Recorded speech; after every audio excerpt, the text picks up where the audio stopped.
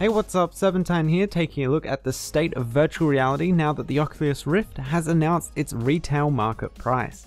If you're not familiar with what virtual reality is, basically it's meant to be a fully immersive environment provided by one of these headsets. Numerous devices are currently in development, including HTC's Vive, PlayStation's Morpheus, and the one expected to release first in April 2016, the Oculus Rift. The price point that the Oculus Rift will be selling at release and is currently selling at for pre-orders is $599 US.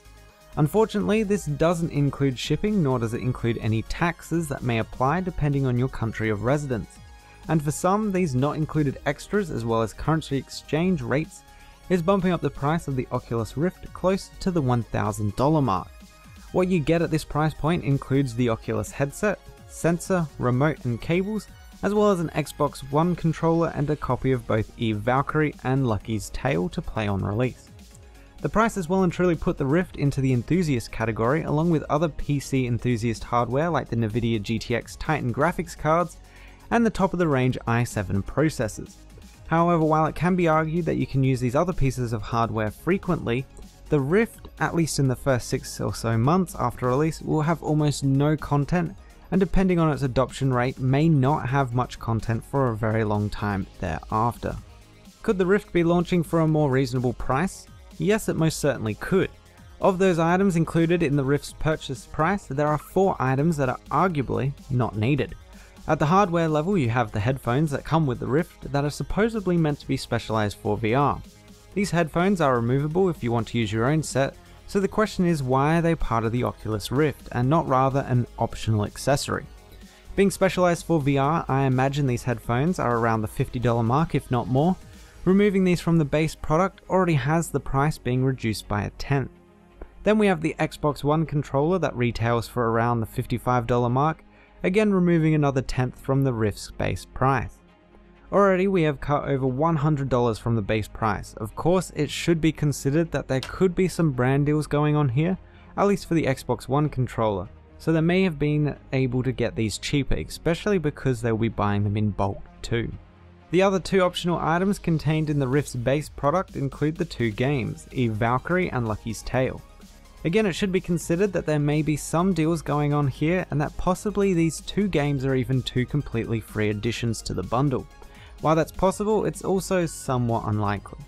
To be reasonable, I'll say that each game adds $10 to the bundle price. All in all, removing some of the non-essentials from the bundle, the Oculus Rift could be selling for around $475. Still not a fantastic price for your average gamer, but it's a lot better. But that's not where the price of actually using an Oculus Rift ends. To achieve what is considered by Oculus as a baseline performance level of 4K resolution at 75 to 90 frames per second, you'll need a top-of-the-line graphics card. The recommended being either a Nvidia GTX 970 that sells for around $350 US, or an AMD R9 290 selling for around the same. So even having a machine that will be Oculus Rift ready will be quite a hefty investment. If this is the trend, price and requirements wise, for all of the VR devices about to release this year, VR isn't doomed per se, but it will be met head on with the whole chicken and egg situation, where the people that can afford these devices don't buy them because of a lack of content, and there's a lack of content because there's barely anyone buying the device. Nintendo seems to be the only company that can manage that due to all their first party titles that they have created over many years. Considering that we have 2 absolute behemoth companies behind the HTC Vive and the Oculus Rift in Valve and Facebook, VR will continue on developing even if the first generation sales are poor. It won't be until the 2nd or 3rd generation that the development and manufacturing costs will be significantly reduced to where we will see VR headsets selling for around the same price as a console. And that's essentially what VR is at the moment, an extremely expensive console that has a couple of good exclusives. Altogether, VR is not for the average consumer, at least not yet. The investments needed to be made monetarily are just too massive. But I imagine VR companies were expecting this, and rather than trying to make something wildly successful their first time round, are playing the long game to refine the product and reduce its cost a couple of years down the track to release and appeal to the mass consuming market. Oculus could have made their bundle a little bit more appealing by removing some of the unnecessary items like the controller and headphones, but the bundle could just be a pre-order thing. Hopefully when it does release, there are optional bundles and base packages that you can purchase.